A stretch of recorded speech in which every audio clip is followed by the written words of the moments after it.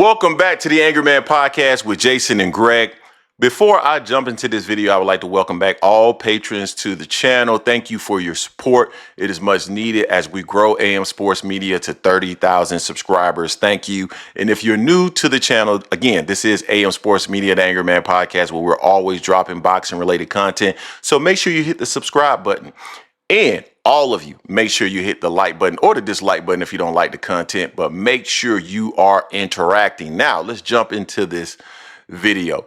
Keyshawn Davis, we know that he has a fight coming up here this weekend. And of course, he's going to be making the rounds on each one of these platforms, making sure that everybody knows he has a fight coming up with Edwin De Los Santos.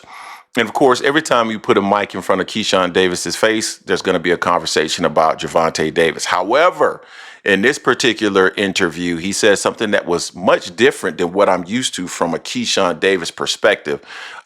He's usually talking a lot of trash as it relates to Gervonta Davis. But in this particular video, he actually gave Tank his flowers. And he basically said what we've always known.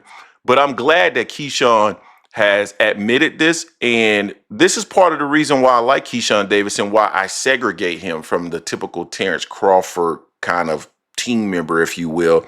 Because I think Keyshawn is a real dude, man. Now, for a second there, he was saying some stuff that didn't make any sense. He was kind of gravitating toward his big brother, what his big brother do.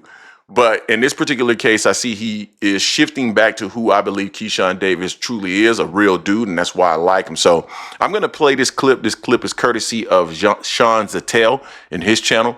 And this is what he had to say about Gervonta Davis and how Gervonta Davis has forged the path for many African-American fighters. And now I'm implying this based off what he's saying, and I'll tell you why after we listen to this clip.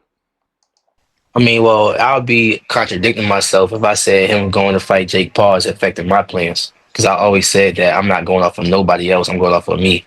Understand what I'm saying? So that answers your question. But I think that him going to fight Jake Paul is amazing. I think he should go do that. I think that's going to be great for the sport of boxing. It's going to get more eyes on the sport of boxing. You got the YouTuber eyes, the casual eyes, and then Tank got a lot of casuals and fight fans. You know what I'm saying? All across the world, like the whole world, damn near. As far as sports, people that love sports, they gonna be in tune to that fight. So why wouldn't I want a fight like that happen in the sport of boxing? Like people gotta realize, I talk a lot of shit about a lot of people, but I'm starting to just mature in this game. You know what I'm saying? And at the end of the day, after the Floyd era, Tank carried that torch, and he made sure boxing was still lit for fighters like me. Wow. Tank carried the torch. Now, further in this interview, he said that, Tank, essentially, it sounded like he's basically saying that Tank has done enough. It solidified himself in terms of the sport. But he is saying that Tank carried the torch after Mayweather for fighters like him. What does that mean?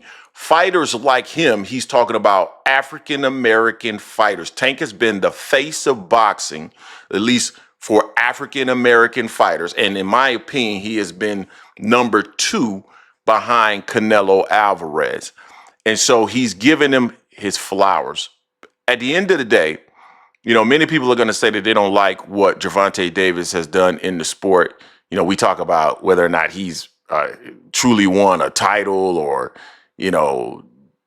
just a bunch of nonsense. He's never been linear. He's never been this. He's never done that. All these things. But what he has done is carried the sport for cats like Devin Haney, for cats like Keyshawn Davis, Shakur Stevenson. Let's not pretend like these guys aren't lit because they're tied to Gervonta Davis. That's what Keyshawn is saying. That's what he's saying. These guys have followings and fans behind them because their names have been tied to Gervonta Davis through Top Rank. That's what Top Rank does. That's what they do best. And then Devin, I wouldn't say he was tied to Top Rank, but he's been tied to the sparring associated with Gervonta Davis. And that's why he's lit today. That's why we know Devin. That's why Devin got a following. So we need to start conceding these things and admitting that this guy has done what is necessary for the sport since his arrival to the sport. You get what I'm saying? Tank is not just a hardcore enthusiast fan, right? He is someone that is casuals gravitate to, people that are not really into the sport gravitate to, and we got to start giving the man his flowers.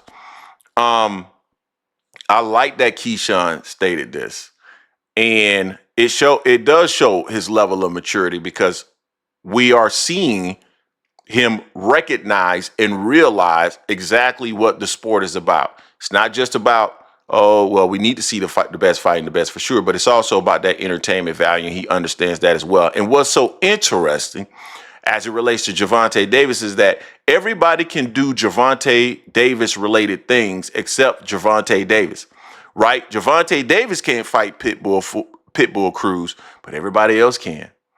T.O. can call him out. Devin can call him out. Ryan can say he want to fight him. Everybody can fight Pitbull Cruz but him. Ryan Garcia fights Gervonta Davis. It's an excuse. Everybody else can fight Ryan Garcia, though, and it's an acceptable fight. We've seen Barrios go up and win titles. We've seen Ryan Garcia go up and do what he did. We've seen many of these fighters that Gervonta Davis has faced move up and do other things. But for whatever reason, on the resumes of other fighters, when they fight these fighters, it's almost like Tank can't do it, but when the fighter actually fights Tank, he goes to another level and not anybody else can fight him. Like, what sense does that make, right? So Keyshawn is spitting the real deal here. I think Tank, for African-American fighters, has carried the flag and, really made things, put things in a better, I would say Tank and Errol Spence, honestly, have probably carried the sport in terms of African-American fighters. Terrence Crawford got the opportunity to tie his name to Errol Spence. Keyshawn, Devin, Shakur have all had the opportunity now to tie their name to Gervonta Davis.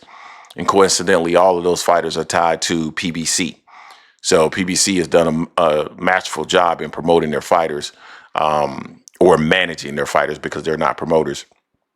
And it shows. So I don't know what ends up happening as it relates to African Americans in the sport of boxing once, Spence retires. I think Spence is like 35 years old. Tank's like 30 now. Who's that next up and coming fighter that's going to carry the sport that fans are going to get behind? Maybe it's Keyshawn. Maybe he's the person that we can get behind. Maybe it's Shakur. Maybe it's somebody else. I don't know.